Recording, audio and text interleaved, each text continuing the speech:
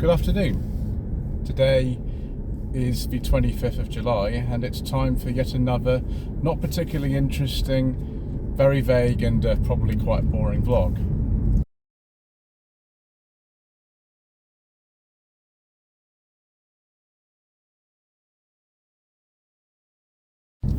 So those of you who have seen last week's very vague vlog, obviously if you are one of the channel members on the Set, Toledo and Rover 45 V6 membership tiers, then you would have seen that pretty much about the same time that it's been recorded. The rest of you would have seen that a few weeks later, but either way, last week's very vague vlog, we talked about the replacement for the Volvo 460.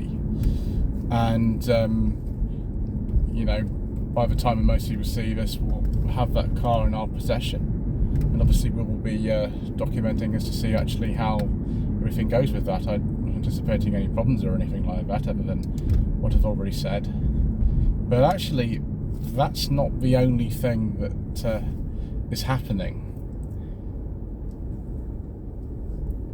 Some of you might know this already, but very few of you probably do, and that's we've actually already sold the Rover 45 V6. At the time of recording this, it is actually going in under a week's time, and I'm not going to say where it's gone. Some of you will, by this stage, already know where it is, but the rest of you I'm not actually going to say. All I can say is it's somebody who previously expressed an interest in buying it, and so when we wanted to sort of move things around, I contacted him and asked if he was interested, and he said yes, and we pretty much agreed what we were going to do, and it's all worked out beautifully as far as I'm concerned. The thing is that that car needs to live with someone who's not going to use it on a daily basis anymore. They're so rare, and it's so difficult to find certain parts for them, that actually it's better off where it is in the future. What will happen if I were to keep that car would be deterioration, you know, difficult to find parts have to be sourced. Other parts would just deteriorate through almost daily use. I did 21,000 miles in 3 years in that, and I think probably I was the only person maybe in the country using one of those on a daily basis anymore, with, you know, just around 50 of those still actually on the road and taxed in this country. There's a pretty select group of people who have them, and I had a hankering for a different type of car, and I managed to find one, and it's a car I've already driven on the channel. I'm not going to tell you what it is, I'm not going to tell you actually when I did it, but it's something I actually already driven. That particular car that has been bought to replace the 45 V6, I have already driven it. It's actually ended up ready with Mr. Common Rubbish Mechanic, and he's just doing some work on it at the moment. It will be some time before I actually get it back from him, because there are some things to do, and that was reflected in the price that I actually paid for it. So yes, big changes, big movements around. At the time of recording this, the only thing we've got to do is sell the Volvo, which has been on an eBay classified advert for some time now actually. Now with that, I'm one of these people who can't just put a car up on there without listing all the problems with it. I feel that I should list the problems with it. I don't like wasting people's time really. And so there is a very long list of work we've done to that car, but there's also quite a long list of things that still need doing. And you know, that's just the way that it is. I mean, I've driven a good sort of 2,000 miles in that car since we bought it a couple of months ago, and you know, generally it's been sort of all right. And you know, the things that need doing, there are a couple of things like the tyres that do need doing sooner rather than later, but some of it is just work that could be done probably next year. With the 45 V6, there were just these things that we were going to do, but obviously we don't need to do them anymore. Things like the door cards, the clock, the rear of the headlining, the wheels are quite scuffed on it now through a lot of daily use and my poor parking, and that kind of thing. So you know, we'll be just putting some money into car that's actually replaced it. I think a lot of you will probably know when you see it exactly why we would have chosen it. But there we go. That's enough about that, I think. More will come actually, once the new one has actually arrived, which won't be for a while yet, actually.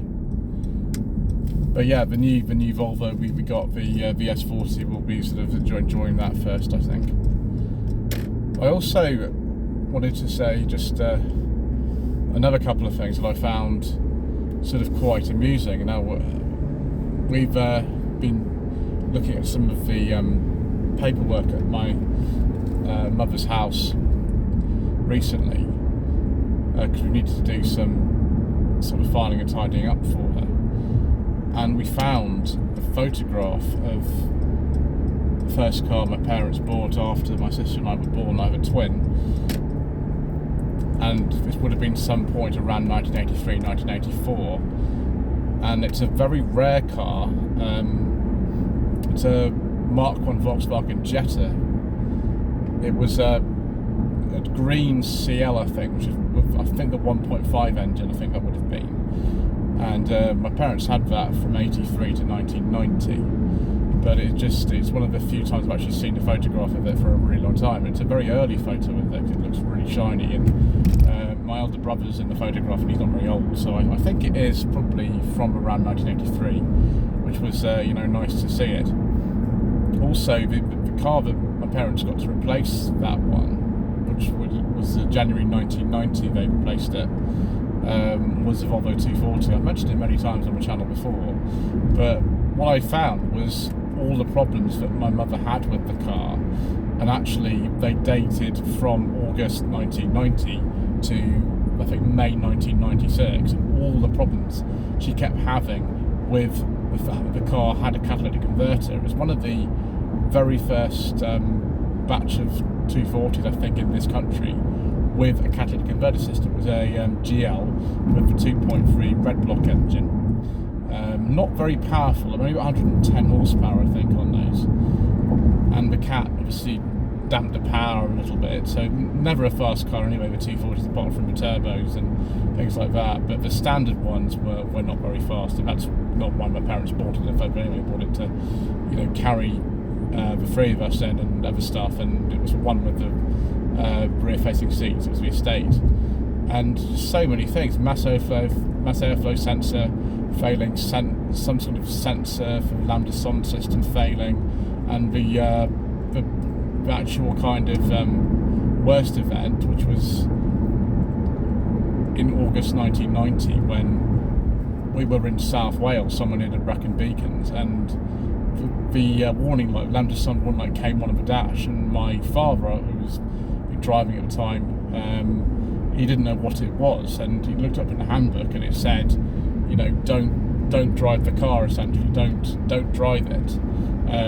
It might damage the engine severely or something. So we waited in this little village in South Wales. I've looked at the name of it, but I can't pronounce it or remember it. And the breakdown service, I don't think, actually found us for hours. I think we went to the wrong place. This is in the days before sat-nav and things like that. And it was the Volvo assistance truck that was coming. And we were stranded in this little village, and this is my mother's notes, without any refreshments or anything, because the pub in the village wasn't open. And I think we were there for several hours. And we went to a dealership in Wales with the car, and they didn't know what was wrong with it. I think this is like, we don't know anything about catalytic converters, which wasn't great. I think they then, just said, we don't really know anything. We think it's okay to drive. And then when we were coming across the Severn Bridge, the light came on again. This is into September now, so it started late August and then into early September. We took it to a garage in, I think, Bristol. It's all documented on this piece of paper that my mother wrote years ago, and it just kind of went from there. Every couple of years, or even before that, the car was going for a service, always at the franchise Volvo dealership with my mother. I don't know why she kept using them, but she did. She got so fed up with one in Winchester that she went to one in Havant, Cambridge garage, I think they're called, and I think she considered it to be better, even though they were much further away. But yeah, she just got fed up with it after a while, and she kept the car, but you'd see it with every sort of 6 months of going for its service, because they were on 6 month intervals, and it would just be the same kind of stories, like replace this, and it comes on again, replace that, and whatever. And actually it's a very simple system on those, a very early cat car, and I don't think it really mattered if you drove the car with the light on or not. I'm not really sure it made an awful lot of difference, but of course she didn't know that, and so she was just really annoyed about it. So if you've got these kind of little glitchy things to do with your sort of modern cars, and include the emissions equipment on them, which obviously cars have an awful lot more of that these days then that's really nothing new. Anyway, thank you ever so much indeed once again for watching. Please don't forget to subscribe to the channel, like something in the comment below, and we shall see you again soon for more incoherent information.